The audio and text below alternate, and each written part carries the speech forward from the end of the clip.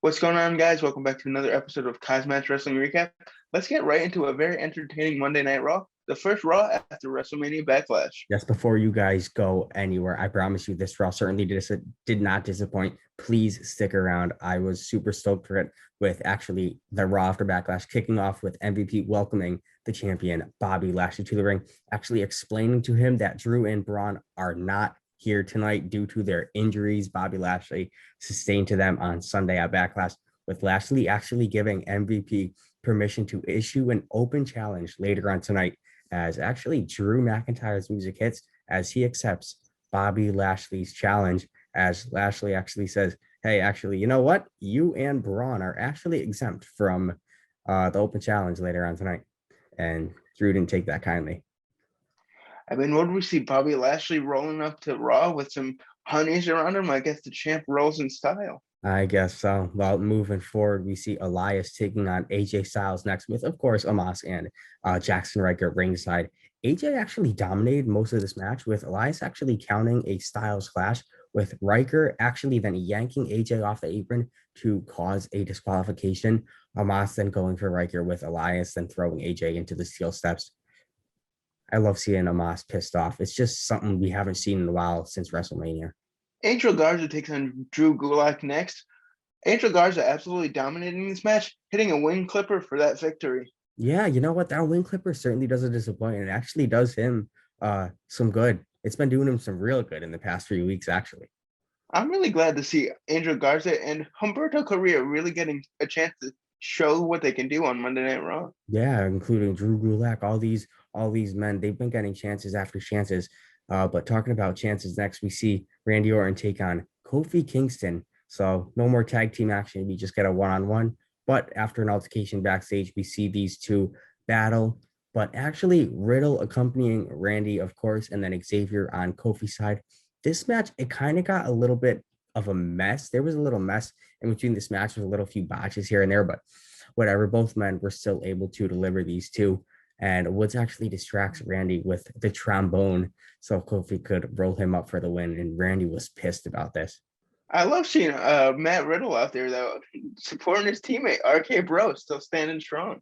Talking about a successful, somewhat tag team, we then head to our new tag team women champions, Natalya and Tamina, taking on Nia Jax and Shayna Baszler in a WrestleMania Backlash rematch with, of course, the women's tag titles on the line. All back and forth of, all four women until Alexa Bliss appears on stage, actually setting off flames, blinding Reginald, who was ringside, actually then distracting Nia Jax and Shayna, allowing Natalya and Tamina to retain. Yeah, I mean, I was very surprised that we didn't see Alexa Bliss at WrestleMania Backlash. I thought we were going to see that new Abby character, but it was good to see her on Monday Night Raw. I love seeing Sheamus pissed off as he was in this next segment, him coming down to the ring, taking a mic, demanding Ricochet to give him his hat and his coat that Ricochet actually stole from him on Sunday after their match at WrestleMania Backlash. Ricochet does come down as they actually then brawl, with the ref actually then calling for the belt to start the match.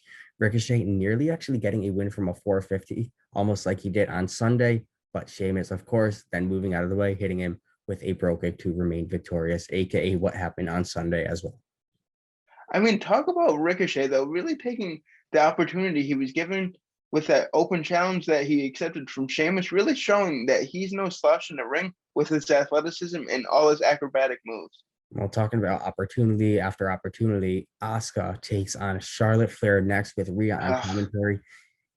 Whatever, I'm just going to keep quiet with traded shots. It was a good trade shot match with both women, with actually Rhea headed to the top of the apron. Charlotte actually hits her with a big boot as Asuka then rolls up the Queen out of nowhere for the win. This was super surprising. I did not expect her to beat Charlotte tonight. I mean, I've always given Asuka some hard time and saying how she shouldn't be on the mic, but she's certainly a good in-ring competitor. And I hate seeing her slide on the card as much as she is, almost being that third fiddle in that triple threat match for that women's championship at Backlash. Sad to see. Well, you know what? I was kind of happy with what happened next, seeing somebody give it some spotlight. Damian Priest, but he does take on John Morrison in a lumberjack match next. I promise this was a regular lumberjack match. Oh my So God, that was kind a of shit show on well, Sunday. of course, with both Cedric and Shelton, they were lumberjacks, and past couple weeks they have not been getting along. They actually brawl as all lumberjacks actually try to break them apart, and then they all just start brawling back and forth with each other. Of course, that's what's going to happen. Heels faces, then allowing Priest to actually hit John Morrison with his finisher. What is it? The turn the lights off or something like that. His finisher. It's pretty cool.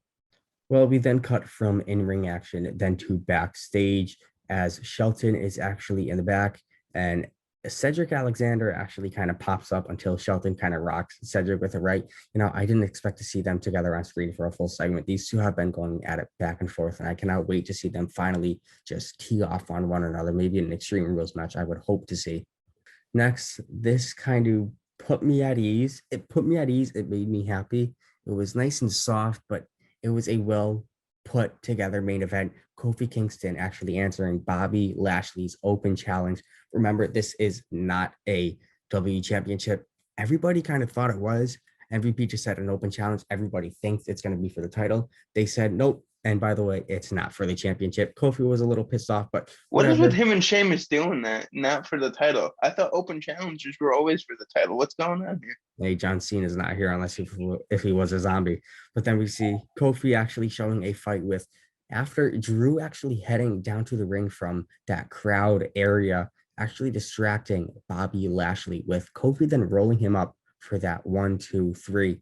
Even though I kind of forgot it was not for the title for a second when he rolled him up. I was like, oh my god, he's new champion, but no, he wasn't. But hey, I redemption. thought we were gonna experience Kofi Mania 2.0, man. Getting that win with that vicious roll up, man. That always gets you the roll up. Watch out. I know. Well, Kofi does look victorious closing out Monday Night Raw after Backlash. We will keep you guys posted. All right, guys, that was it for a very entertaining Monday Night Raw. Let us know what you enjoyed most about the show. And if you haven't checked out our most recent video recapping WrestleMania Backlash, make sure you go give that a watch, like, comment, and a subscribe. And we will see you for a racing recap and a SmackDown recap later on in the week. Peace out. Peace out, guys.